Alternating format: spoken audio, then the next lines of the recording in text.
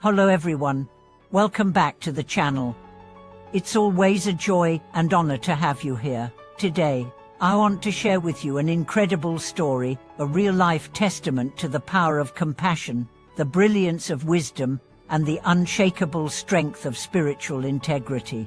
It's the story of how a living Buddha, through nothing more than intention, humility, and love, used rice to save a starving monastery. This is not just a tale of charity. It's a story about how one being's inner purity can reshape the fate of an entire community. You might wonder, how can something as simple as rice change a destiny? How can one person's heart ignite a chain of events that revive an entire spiritual institution? The answer lies in the purity of motivation and the depth of insight. Because when wisdom and compassion meet, miracles don't need magic, they manifest through everyday acts. Let's set the scene. In the mountains, far from city lights and commerce, stood Jinshan Monastery, a place of deep practice, ancient chants, and quiet dedication. It was home to over 400 monastics, many of whom had left everything behind in pursuit of truth. For years, they had survived on little, trusting in the generosity of villagers and the power of their practice to sustain them. But then came hardship. A long drought gripped the region. Crops failed. Insects ravaged the land. The surrounding villages, once generous, could no longer feed even themselves. And slowly, the stores at Jinshan began to empty. At first, the monks rationed. Then they fasted. Then they prayed. But prayers alone did not fill bowls. Fear crept in. Some novices spoke of returning home. Elders remained silent, hoping not to weaken morale. Yet behind closed doors, they wept. Not for themselves but for the Dharma, for the sacred fire that risked being extinguished by hunger. It was in this moment of despair that he arrived. A living Buddha, not in title, but in truth. A teacher known not for his fame, but for his presence. He walked without entourage. He carried no gold. Only a mola, a calm gaze, and the certainty of a mission. When he heard of Jinshan's plight, he did not blame, he did not wait. He acted, but not as one might expect. He did not bring instant wealth. He brought rice, or rather, the promise of it.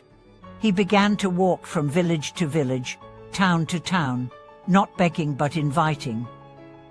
He explained, with gentleness, how saving the monastery was not just saving monks, it was saving a beacon, a light in a darkening world, a place that still remembered silence, still practiced compassion, still preserved wisdom. People listened, and they gave not from surplus, but from need. A woman offered a handful of grains, weeping. "This was for my child," she said, "but may your truth feed us all." A man brought sacks tied with rope. "I cannot read sutras," he said, "but I believe in your heart." Slowly, the rice came, cart by cart, sack by sack. Back at Jinshan, as monks sat in stillness, wondering if they would endure, carts began to arrive. First one, then 3, then a dozen.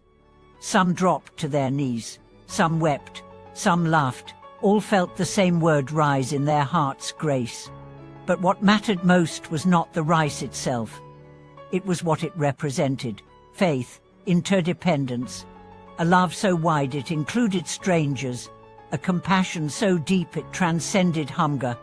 The living Buddha did not stop there. He stayed. He sat with the monks, he shared their meals. He taught not lofty doctrines, but the Dharma of rice. He spoke of giving not from abundance, but from understanding. He spoke of helping not as duty, but as joy. He spoke of leadership not as power, but as service. And slowly, the heart of Jinshan changed. It was no longer merely a place of practice. It became a field of awakening. Even the villagers felt it. They began to visit again, not to ask for blessings, but to sit in stillness, to listen to silence, to taste peace. And through this, Jinshan was not just saved, it was reborn. And now, let's pause. What made this miracle possible? It wasn't strategy, it wasn't structure, it wasn't even urgency. It was the alignment of heart and wisdom. The living Buddha knew that real change begins not with force, but with presence. He knew that food is sacred not because of its quantity, but because of the love behind its offering. He knew that when one person embodies truth, the world rearranges itself. This is the Dharma. This is the real miracle. So what can we learn from this? First, that no act is too small when done with sincerity.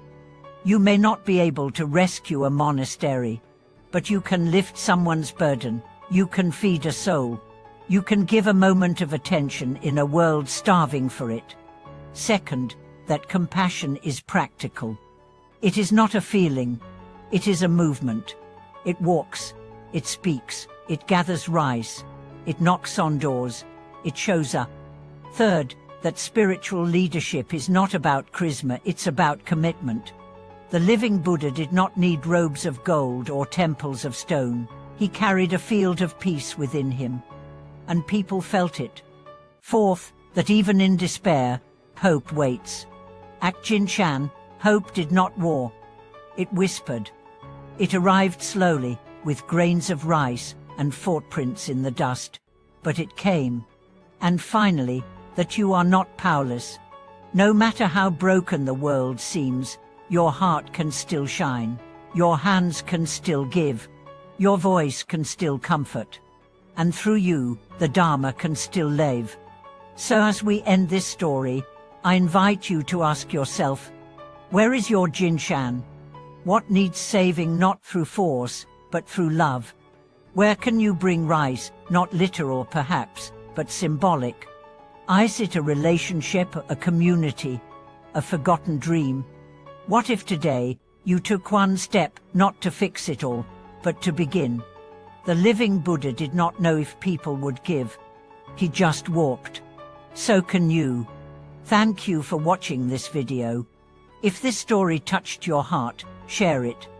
If you've ever been helped in a moment of despair, or helped someone else, tell us in the comments.